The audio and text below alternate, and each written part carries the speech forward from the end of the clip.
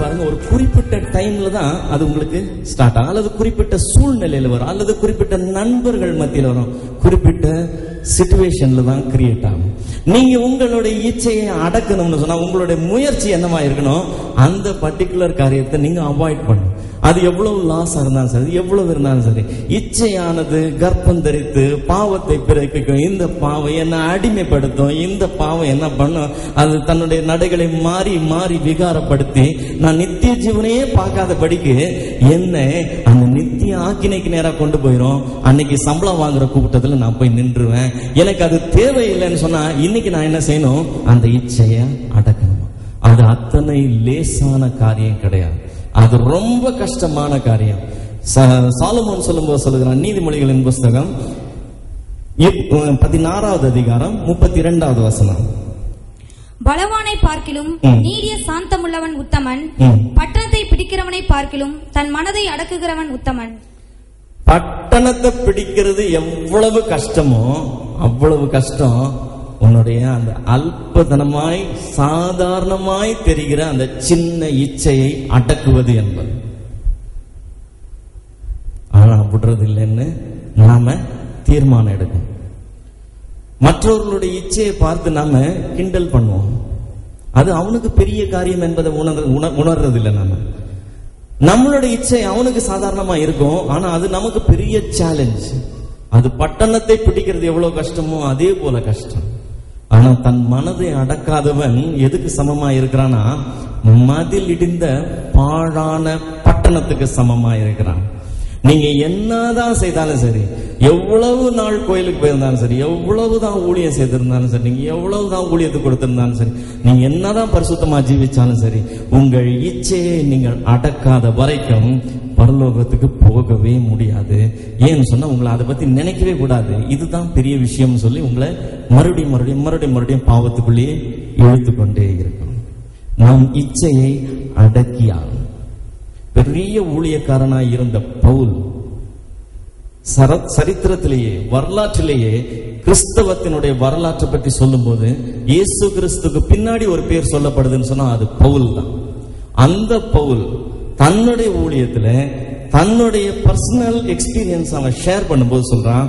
1 கொரிந்தியர் 9வது அதிகாரம் 27வது வசனம். மற்றவர்களுக்கு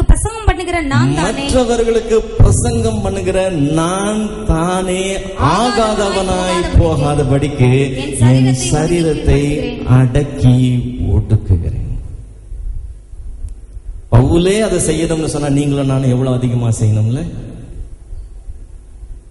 சிலர் நினைச்சுக்கிறாங்க ஒரு ஸ்டேஜ் தாண்டிட்டு அந்த இச்சையெல்லாம் போயிடும். அது போகவே போகாது. அது மாம்சத்தின் இச்சை. நீங்க புதைக்கப்படுற வரைக்கும் அது உங்களுடைய தான் இருக்கும். உங்களுடைய போராட்டம் கண்டினியூஸா இருக்கும். இதெல்லாம் இந்த வயசுக்குள்ள சபலம். அது தாண்டோன்னு சரியாயிரும். சரியாகவே ஆகாது. நீ ஈஸ்டர்ல 80 வயசுல உட்கார்ந்து இருந்தா கூட அந்த சபலம் உனக்குள்ள இருந்துகிட்டே. உடலுக்கு தான் வயசாச்சு, மனசுக்கு வயசாகாது. அது அந்த பழைய ஞாபகத்திலேயே அப்படியே இருந்துகிட்டே இருக்கும். அந்த இச்சையை நீ அடக்கியாக வேணும். அடக்கிதான் ஆகணும். பவுலே அந்த முயற்சியில் இருக்கிறாருன்னா பாத்துக்க. மற்றவர்களுக்கு போதிக்கிற நானே ஆகாதவனாய் போகாதபடி என்னுடைய சரீரத்தை அடக்கி கீழ்படுத்துகிறேன்னு சொல்லி சொல்றார். நம்முடைய முயற்சி அதுக்கு ஏதுவாய் இருந்தாலும் நித்தியம் என்பது நாம் கண்டதே கிடையாது. இருக்குன்னே தெரியாது. நம்ம பார்க்கறது எல்லாம் அனித்தியமா இருக்கு. ஆனா இருக்கு என்பதற்கு தேவன் ஆதாரம் கொடுத்திருக்கிறார். நம்முடைய 6வது அறிவை சும்மா யூஸ் பண்ணா தெரிஞ்சிடும். தேவன் ஒருவர் இருக்கிறார்.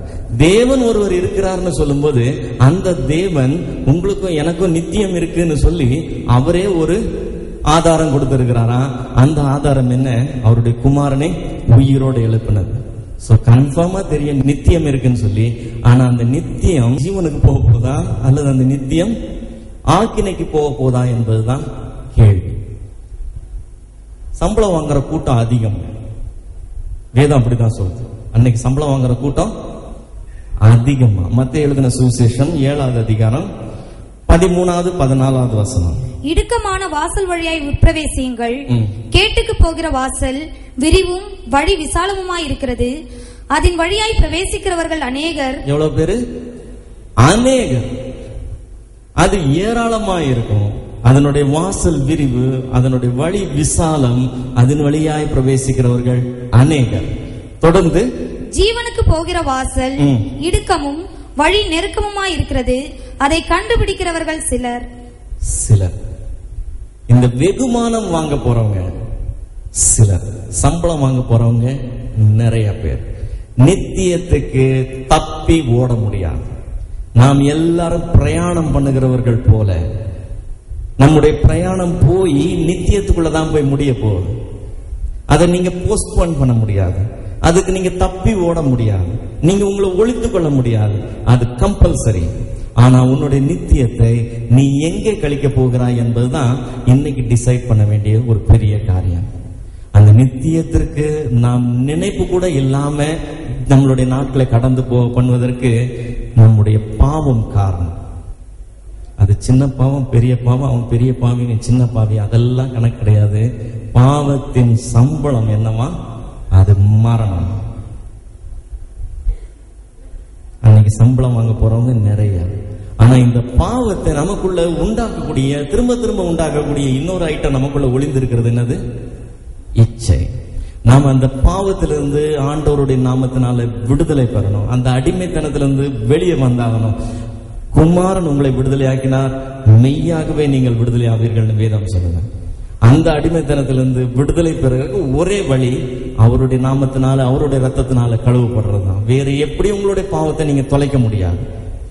ஒரு முறை நான் மனம் திரும்பிட்டேன் என்பதற்காக நீங்க டோட்டல் பரிசுத்தவான், அதனால உங்களுக்கு இனிமேல் மன்னிப்பே தேவையில்லைன்னு நினைச்சுக்காதீங்க. இது ஒரு ப்ராசஸ்.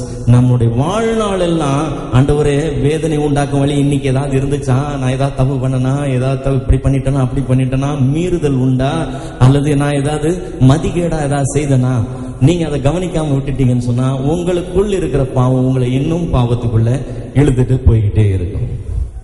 இச்சையை அடக்கியே ஆகணும். நீங்க இச்சையை அடக்கலன்னு சொன்னா அது கற்பம் தரித்து மறுபடியும் பாவத்தை உண்டு பண்ணும். பாவம் அடிமைத்தனத்துக்கு கொண்டு போகும். நீங்க நித்தியத்தை பத்தி யோசிக்கவே முடியாது. பரிசுத்தம் நம்முடைய மூச்சாகட்டும், பரலோகம் நம்முடைய பேச்சாகட்டும். தேவன் ஒரு நாள் சம்பளம் கொடுக்க போகிறார். நிறைய பேர் போய் சம்பளம் வாங்க போறாங்க. நீங்களும் நான் என்ன வாங்க போறோம்?